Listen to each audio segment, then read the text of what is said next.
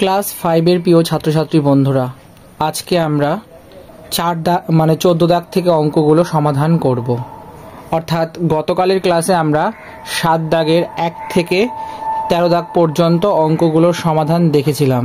আজকের এই ক্লাসে আমরা তারপর থেকে কন্টিনিউ করছি, অর্থাৎ বাকি যতগুলো অঙ্ক রয়েছিল সে সমস্ত অঙ্কগুলো আমরা আজকের এই ক্লাসে কভার করব। তাহলে এই 7 দাগ পুরো কমপ্লিট হয়ে যাবে। বলেছে 4 অঙ্কের কোন বৃহত্তম সংখ্যার সঙ্গে 157 যোগ করলে যোগফল 20, 25, 30 দ্বারা বিভাজ্য হবে। তো দেখো বন্ধুরা, এই অঙ্কটা প্রথমে আমাদের কাজ হচ্ছে আমরা কি করব, এখানে বলেছে যে 4 অঙ্কের কোন বৃহত্তম। আমরা একটা জিনিস খুব ভালো মতো জানি, সেটা হচ্ছে বৃহত্তম সংখ্যা যখন বলা হয় তখন আমরা কি করি, গসাগু বার করি, ঠিক। কিন্তু এই অঙ্কটার ক্ষেত্রে আমরা কি করব, গসাগু করব না, এই অঙ্কটার ক্ষেত্রে আমরা লসাগু বার করব। ঠিক আছে, যেই লসাগু করলাম তখন দেখো 300 হয়েছে, ঠিক। এইবার আমাদের কাজ হচ্ছে এই যে 300 যেটা আমরা পেলাম, এই 300-র সাথে এবার আমরা কি করব, 1 থেকে শুরু করে 100 পর্যন্ত আমরা গুণ করে দেখতে থাকব। কেন গুণ করে দেখতে থাকবো? 4 অঙ্কের বৃহত্তম সংখ্যা, তার মানে হচ্ছে আমাদের 4টা ডিজিট তো থাকবেই, সেই সঙ্গে সেই অঙ্কের যে অ্যামাউন্টটা সেটা ডেফিনেটলি বড় হবে। তো আমরা কি করছি দেখো, প্রথমে 300-র সাথে 1 গুণ করছি, করলে কত হচ্ছে 300।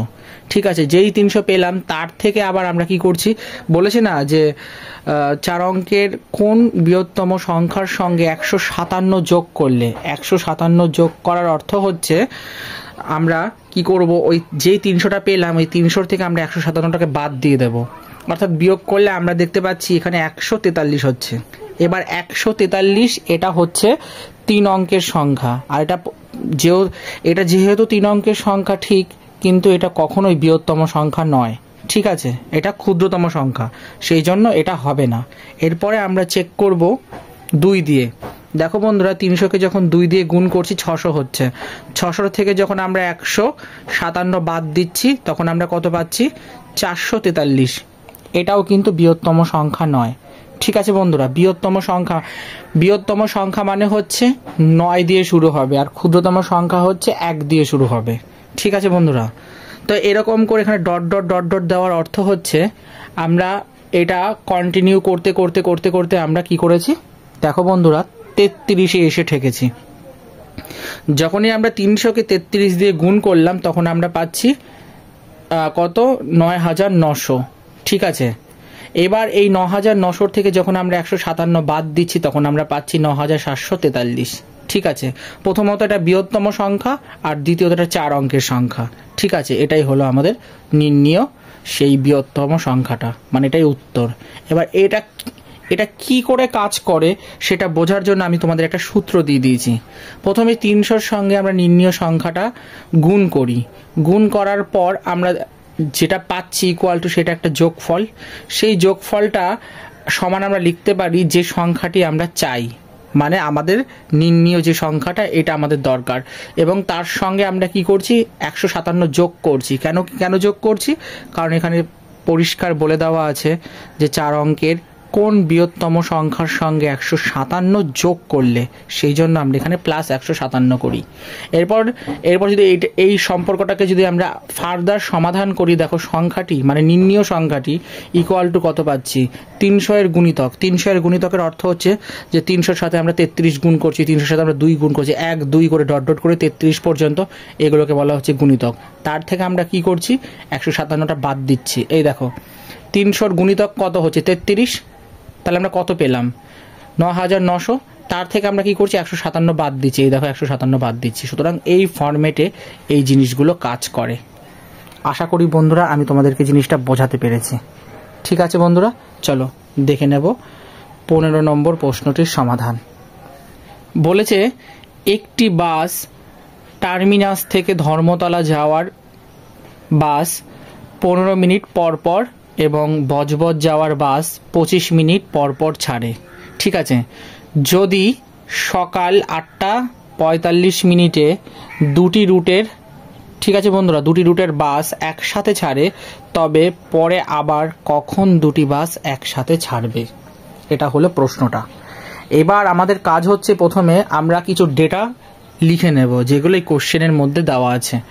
ধর্মতলা যাওয়ার বাস ছাড়ে প্রতি 15 মিনিট পর পর, এটা কোশ্চেনে স্পষ্ট বলে দেওয়া আছে, ঠিক আছে, 15 মিনিট পর পর। আবার বজবজ যাওয়ার বাস ছাড়ে কিন্তু প্রতি 25 মিনিট পর পর, এটাও কিন্তু প্রশ্নতে বলে দেওয়া আছে, ঠিক আছে। এরপর আমাদের কাজ হচ্ছে আমরা কি করব, এই 15 আর 25-এর লসাগু করব। 15 আর 25-এর লসাগু করলে কত হয় দেখো, 3 5 15, 5 5 25, অর্থাৎ 75 মিনিট। এলসিএম মানে লসাগু, কত পাচ্ছি 75 মিনিট। এবার আমাদের কাজ হচ্ছে কোশ্চেনে আমাদেরকে আরও বলে দেওয়া আছে 8টা 45 মিনিট। 8টা 45 মিনিটের সঙ্গে যদি আমরা 75 মিনিট যেটা পেলাম লসাগু করে সেটাকে যোগ করি তাহলে কত লিখতে পারি, 8টা 45 মিনিটকে মিনিট প্লাস 75 মিনিটকে কিভাবে লেখা যায়, 1 ঘন্টা 15 মিনিট। এবার 8টা মানে হচ্ছে 8 ঘন্টা 45 মিনিট আর 1 ঘন্টা 15 মিনিট, তাহলে 8-এর সাথে 1 যোগ করলে কত হয়, 9 হয়। এদিকে 45-এর সাথে যদি 15 যোগ করো দেখবে এটা 60-এর উপরে থাকছে বা 60 হচ্ছে, ঠিক আছে। তাহলে ওই 60 মিনিট সমান 1 ঘন্টা হয়, তখন ওই 9-এর সাথে 1 যোগ করে কত হলো 10, অর্থাৎ সকাল 10টা হবে, ঠিক আছে বন্ধুরা। তোমরা চাইলে এখানে একটু লিখতে পারো, যেমন AM, এটা চাইলে লিখতে পারো, কারণ সকাল মানে হচ্ছে AM হবে। হলো, তাহলে আমরা তো পেয়ে গেলাম, মানে কি পেলাম, যে দুটি বাস আবার একসাথে সকাল 10টায় ছাড়বে, এটাই হলো উত্তরে লিখে দিয়েছি, দুটি বাস আবার একসাথে সকাল 10টায় ছাড়বে। তাহলে অঙ্কটা বন্ধুরা দেখতে কত কমপ্লিকেটেড ছিল, কিন্তু এর সলিউশনটা খুবই সহজ। যদি আমরা একটা সামারি নেই তাহলে প্রথমে আমাদের কাজ হচ্ছে যে গিভেন মিনিটগুলো দেওয়া আছে সেগুলোর প্রথমে লসাগু নাও, করলে 75 পেলে। এবার যে সময়টা বলে দেওয়া আছে 8টা 45 মিনিট, তার সঙ্গে 75 মিনিটটাকে যোগ করে ঘন্টা মিনিটের যে যোগফলগুলো তোমরা শিখেছো সেটাকে যদি করো, যে আউটপুট 10টা, তার মানে এটাই হচ্ছে আমাদের সঠিক উত্তর। আশা করি বন্ধুরা বুঝতে পেরেছ। চলো 16 নম্বর প্রশ্নটির সমাধান দেখে নেব। কোন ক্ষুদ্রতম সংখ্যা থেকে, মানে কোনো ক্ষুদ্রতম সংখ্যা থেকে 2 বিয়োগ করলে বিয়োগফল 7, 21, 28 আর 42 দ্বারা বিভাজ্য হবে। প্রথমে আমাদের কাজ হচ্ছে 7, 21, 28 আর 42 এই প্রত্যেকটার লসাগু নেব। এলসিএম নিলাম, কত হচ্ছে 84।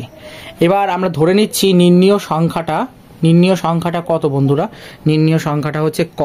তাহলে শর্তানুযায়ী বলেছে কোন ক্ষুদ্রতম সংখ্যা থেকে 2 বিয়োগ করলে, ধরে নিচ্ছি কটা হচ্ছে সেই ক্ষুদ্রতম সংখ্যা, তার থেকে 2 বাদ দিলে কত হচ্ছে, বিয়োগ ফলটা পাচ্ছি আমরা 48, ঠিক আছে। এবার ক সমান কত হচ্ছে, এটা বিয়োগ 2 আছে, ডান দিকে গিয়ে যোগ 2 হবে, অর্থাৎ 84-র সাথে 2 যোগ করলে কত হচ্ছে 86। তার মানে এটাই হচ্ছে সেই নির্ণীয় ক্ষুদ্রতম সংখ্যা যার থেকে 2 বাদ দিলে যে আউটপুটটা পাওয়া যাচ্ছে বা বিয়োগ ফলটা পাওয়া যাচ্ছে, সেই বিয়োগ ফল আবার 7, 21, 28, 42 এগুলো দ্বারা বিভাজ্য হবে বা এগুলোকে ভাগ করে। আশা করি বন্ধুরা বুঝতে পেরেছ। চলো দেখে নেব 17 নম্বর প্রশ্নটির সমাধান। 17 নম্বর অঙ্কটাতে কি বলেছে বন্ধুরা, 17 নম্বর অঙ্কটাতে বলেছে দুটি সংখ্যার গুণফল, দেখো এত বড় একটা সংখ্যা দেওয়া আছে, ঠিক আছে, তাদের গসাগু 30 হলে সংখ্যা দুটির লসাগু কত।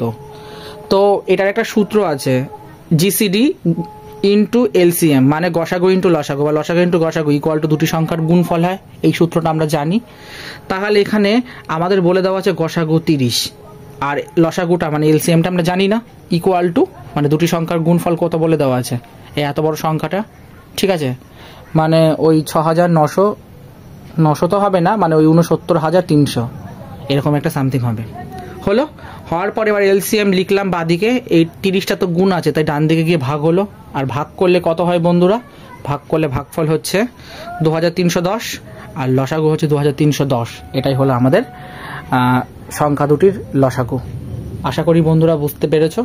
চলো দেখে নেব 18 নম্বর প্রশ্নটির সমাধান। বলেছে কোনো বৃহত্তম সংখ্যা দ্বারা 193, 206, 245কে ভাগ করলে প্রতি ক্ষেত্রে একই ভাগশেষ থাকবে। এই টাইপের অঙ্কগুলো ভেরি ভেরি ইম্পর্টেন্ট, এগুলো আগেও আমরা করেছি একটা দুটো, তো ভালো করে অঙ্কগুলোকে প্র্যাকটিস করবে। প্রথমে বড় সংখ্যা বিয়োগ ছোট সংখ্যা করব। কেন? কারণ বড় সংখ্যা মানে বড় সংখ্যা থেকে ছোট সংখ্যাটা বাদ দেব। দেখো 206 থেকে যদি আমরা 193 বাদ দিই 13, 245 থেকে যদি 206 বাদ দিই 39, 245 থেকে যদি 193 বাদ দিই 52। এবার এই যেই বিয়োগ করার পর মানে পার্থক্য যেটা পেলাম 13, 39, 52 প্রত্যেকটার গসাগু বার করব। গসাগু বার করলে কত হচ্ছে দেখো, 39কে কিন্তু 13 দিয়ে ভাগ যায়, তার মানে 3। এর গসাগু কত হচ্ছে 13। 52কে যদি 13 দিয়ে ভাগ করি তাহলে আমরা কত পাচ্ছি 4। এর জিসিডি কত পাচ্ছি আমরা 13। তার মানে এখান থেকে এটা বোঝা যাচ্ছে যে প্রত্যেক কটা সংখ্যাকে অর্থাৎ 13 দিয়ে কিন্তু 39, 52 এই দুটো সংখ্যাকে ভাগ যায়, তাই 13ই হলো গসাগু। তাহলে কোন বৃহত্তম সংখ্যা দ্বারা 193, 206, 245কে ভাগ করলে প্রতি ক্ষেত্রে একই ভাগশেষ থাকবে, সেই নির্ণেয় সংখ্যাটা হচ্ছে বন্ধুরা 13। অর্থাৎ 13 দিয়ে তোমরা 193, 206 এবং 245কে ভাগ করলে প্রতি ক্ষেত্রে একই কিন্তু ভাগশেষ থাকবে।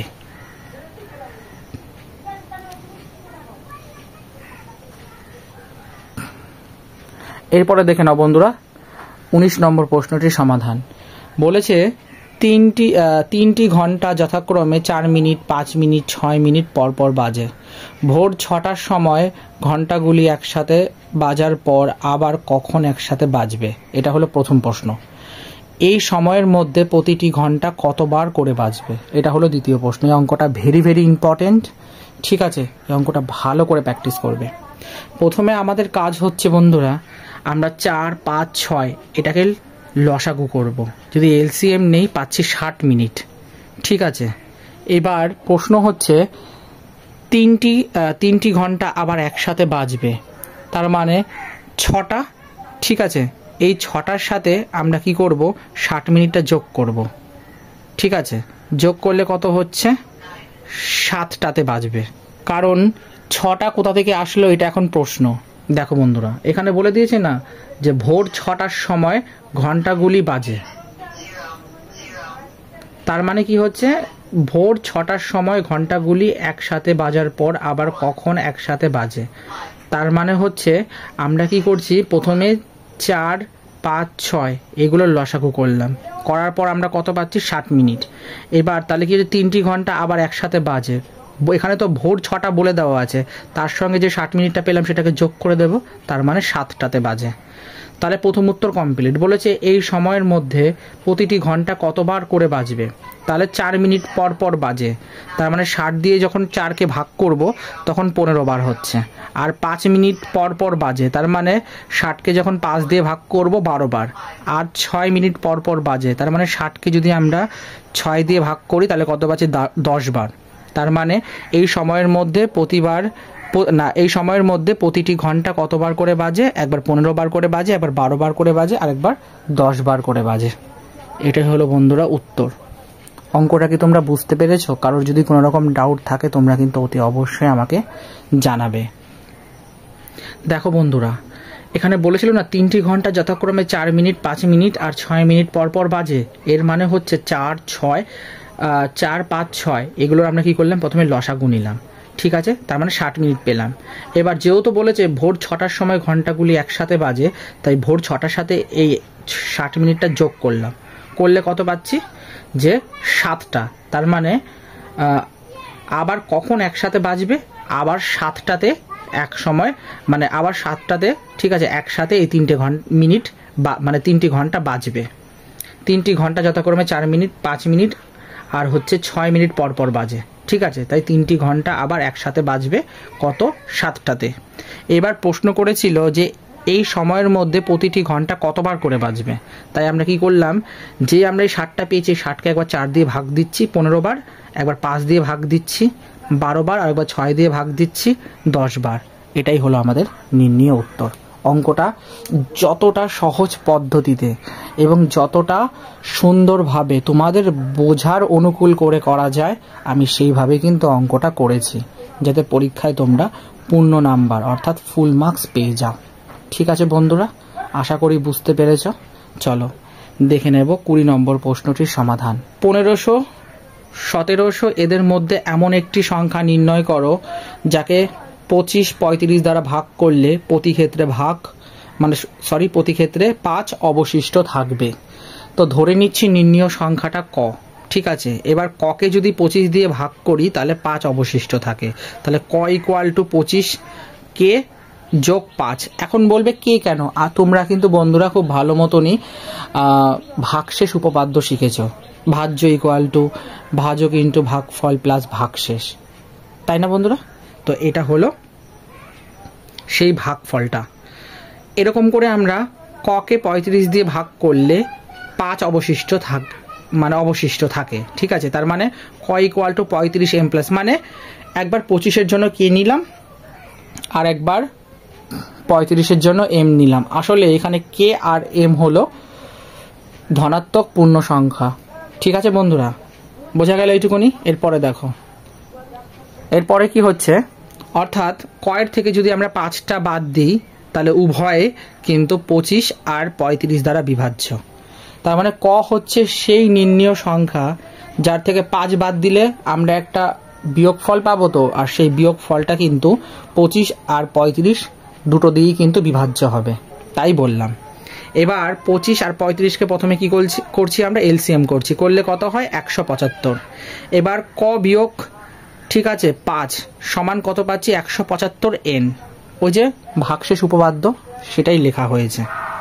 তাহলে এটাকে যদি আরেকটু সাজিয়ে লিখি তাহলে কি হয়, ক ইকুয়াল টু 175 n যোগ 5, ঠিক আছে।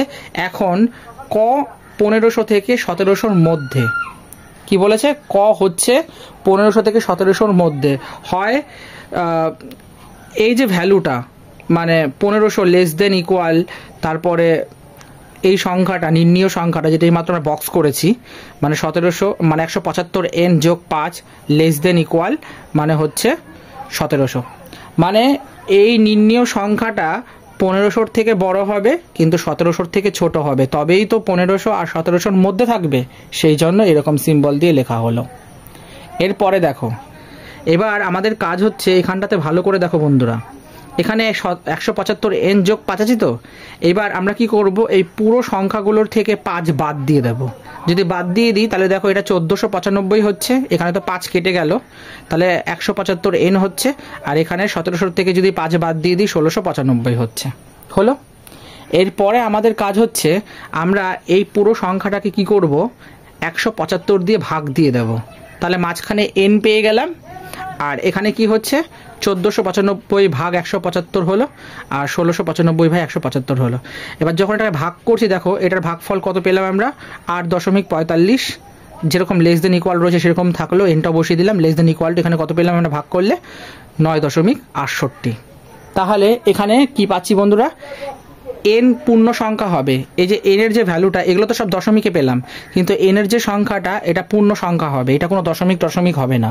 তাই আমরা এন ইকুয়াল টু, এখানে যেহেতু 8.54 আছে আর এখানে যেহেতু 9.68 আছে, তো দুটো সংখ্যার থেকে আমরা এমন করে একটা সংখ্যা নেব যেটা দশমিক থাকবে না, কিন্তু এটার থেকে বড় হবে এবং এটার থেকেও হচ্ছে একটু ছোট হবে, সেটা হচ্ছে 9 হলো এমন একটা সংখ্যা, n ইকুয়াল টু 9 ধরে নিলাম, 9টা হচ্ছে 8-এর থেকে বড়, আবার মানে 8.54 থেকে মানে বড়, কিন্তু 9.68 থেকে কত হচ্ছে ছোট, তো সেই জন্য 9 হলো সেই পূর্ণ সংখ্যা। এইবার কি করব বন্ধুরা, তাহলে আমরা এই সম্পর্কের মধ্যে nটা পেয়ে গেলাম 9। এইবার ক ইকুয়াল টু দেখো কি করেছি, 175-এর সঙ্গে 9টা গুণ করে দিয়েছি, এই nটাকে সরিয়ে দিয়ে এই 9টাকে টুক করে বসিয়ে দিলাম, কারণ 9 আমরা পেয়ে গেছি, তার সঙ্গে যোগ 5 ছিল, 5 বসিয়ে দিলাম। এটাকে জাস্ট সরল করো, দেখো 1575 যোগ 5 হচ্ছে, তাকে যোগ করে দাও, দেখো 1580 হচ্ছে। তাহলে ক ইকুয়াল টু কত পেলাম, 1580। এটাই হচ্ছে আমাদের সেই নির্ণীয় সংখ্যা, যেই সংখ্যাগুলো 1500 আর 117 মানে 1500 আর 1700-র মাঝখানে, এবং এই সংখ্যাটা 25 ও 35 দ্বারা যদি ভাগ করি তাহলে প্রতি ক্ষেত্রে 5 অবশিষ্ট থাকছে। আশা করি বন্ধুরা বুঝতে পেরেছ। চলো দেখে নেব 21 নম্বর প্রশ্নটির সমাধান। বলেছে একটি ট্রাক্টরের সামনের চাকার পরিধি 70 মিলিমিটার এবং পিছনের চাকার পরিধি 3150 মানে 3150 মিলিমিটার, কমপক্ষে কত পথ চললে চাকা দুটি পূর্ণ সংখ্যক বার আবর্তন করবে। তো এই কোশ্চেনের থেকে কিছু ডেটা আমাদের কালেক্ট করতে হবে, সেটা হচ্ছে সামনের চাকার পরিধি সমান 70 মিলিমিটার বলে দেওয়া আছে, আর পিছনের চাকার পরিধি বলে দেওয়া আছে 3150 মিলিমিটার। তাহলে 70, প্রথমে আমাদের কাছে 70কে মানে উৎপাদক করলে কত হচ্ছে 2 গুণিত 5 গুণিত 7, আর 3150কে যদি আমরা উৎপাদক করি 2 গুণিত 3 গুণিত 5 গুণিত 5 গুণিত 7 হচ্ছে। এটাকে যদি আরেকটু সরল করি তাহলে 2 গুণিত 2 3 বলে স্কোয়ার লিখলাম, 2 5 বলে স্কোয়ার লিখলাম, গুণিত 7। তাহলে এদের মধ্যে যদি গসাগু বার করি জিসিডি, তাহলে কত হচ্ছে 2 গুণিত 5 গুণিত 7, তার মানে 70। এইবার আমাদের কাজ হচ্ছে এইটার একটা সূত্র আছে। সূত্রটা কেমন?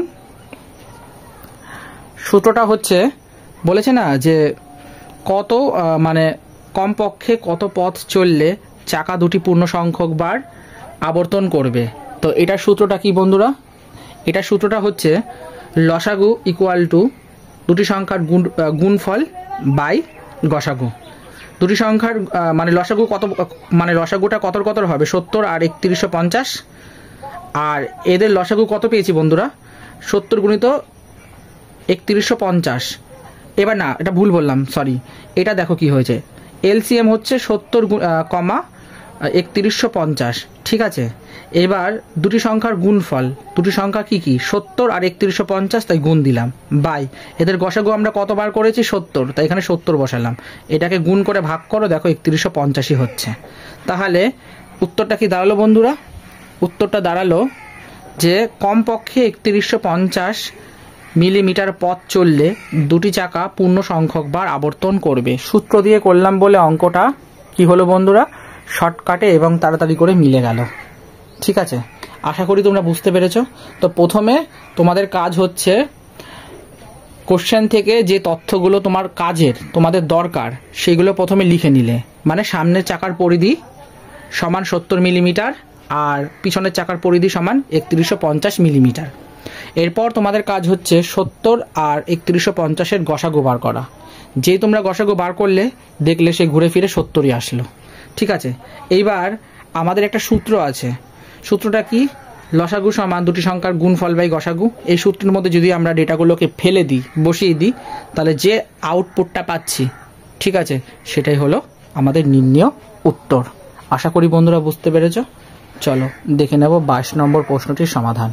একটি রাস্তার একধারে গাছ ও অপর ধারে ল্যাম্পপোস্ট আছে। গাছগুলি 25 মিটার পর পর এবং ল্যাম্পপোস্টগুলি 20 মিটার পর পর বসানো আছে। রাস্তার শুরুতে গাছ ও ল্যাম্পপোস্ট ঠিক একই সরলরেখায় থাকলে আবার কত দূরত্বে পুনরায় তারা একই সরলরেখায় থাকবে? তো এটার জন্য প্রথমে আমাদের কিছু ডেটা কালেক্ট করতে হবে। সেটা হচ্ছে কোশ্চেন থেকে যদি কালেক্ট করি, গাছ বসানো হয়েছে প্রতি 25 মিটার পর পর এবং ল্যাম্পপোস্ট বসানো হয়েছে প্রতি 20 মিটার পর পর। এবার 25 আর 20 যদি আমরা লসাগু নিই, কত পাচ্ছি 100 মিটার হলো। এবার 100 মিটার পরে আবার গাছ ও ল্যাম্পপোস্ট একই সরলরেখায় থাকবে। ব্যাস এইটুকুনি কাজ, কিছুই না। জাস্ট আমাদের কাজ হচ্ছে 25 আর 20 প্রথমে লসাগু বার করব, আর লসাগুটা বার করার পর যেটা পাবো লসাগুর গুণফল, সেটাই হচ্ছে কি আমাদের নির্ণেয় উত্তর। আশা করি বন্ধুরা বুঝতে পেরেছো। চলো দেখে নেব 23 নম্বর প্রশ্নটির সমাধান। বলেছে একটি সিঁড়ি অতিক্রম করে একতলা থেকে দোতলা ওঠার সময় একবারে 2টি করে 3টি করে 4টি করে 5টি করে ও 6টি করে ধাপ উঠলে শেষে যথাক্রমে 1টি 2টি 3টি 4টি 5টি ধাপ বাকি থাকে, তাহলে ওই সিঁড়িতে অন্তত কটি ধাপ আছে? তো প্রথমে আমাদের কাজ হচ্ছে 2 3 4 5 6 এগুলোকে কি করলাম, লসাগু করলাম। করার পরে দেখো আমরা কত পেয়েছি 60। এবার আমরা কি জানি বন্ধুরা, আমরা জানি সিঁড়ির ধাপের সাথে 1 করে যোগ হবে, কারণ বলেছে কি যে একটি করে ধাপ যখন উঠছে তারপরে একটা করে বাকি থাকছে অবশিষ্ট। ঠিক আছে, এটাই হচ্ছে সেই অবশিষ্ট ধাপটা। ঠিক আছে, তাই এখানে +1 হলো, ইকুয়াল টু 60। তাহলে সিঁড়ির ধাপ ইকুয়াল টু কত হচ্ছে, যদি 60-এর থেকে 1 বাদ দাও তাহলে হচ্ছে 59। তাহলে সিঁড়িতে অন্তত 59টি ধাপ আছে। কেন কি? কারণ যখনই দেখো বলেছে না যে একবারে 2টি করে 3টি করে 4টি করে 5টি করে 6টি করে ঠিক আছে ধাপ উঠলে শেষে 1টি 2টি 3টি করে, মানে যত করে যদি 1 ওঠে তাহলে আর একটা বাকি থাকছে, আবার 2 উঠলে আর একটা একের সাথে এক যোগ হয়ে 2 বাকি থাকছে, আবার 3 উঠলে 3-এর সাথে আরও এক যোগ করে, মানে যা উঠছে তার সাথে এক করে আরও বাড়ছে। ঠিক আছে, আর এই বাড়ার জন্য এখানে প্লাস মানে কি হচ্ছে, 1 হয়েছে। আর এটাই হচ্ছে সেই অবশিষ্ট ধাপগুলো। ঠিক আছে, তার জন্য একটা যোগ হলো।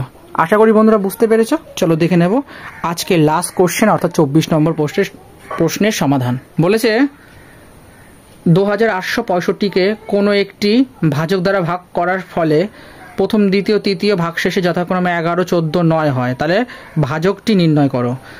ভাগশেষগুলি হলো কত, 11, 14, 9। এবার আমাদের কাজ হচ্ছে এই যে টোটাল সংখ্যাটা বলে দেওয়া আছে 2865, তার থেকে 11 বাদ দিলে হচ্ছে 2854। 2865 থেকে আমরা 14 বাদ দিচ্ছি, তাহলে 2851।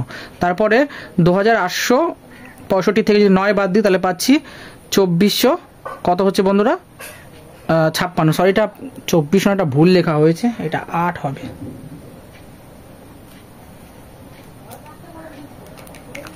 ঠিক আছে, মানে ইংলিশ লিখে দিয়েছিলাম 1856।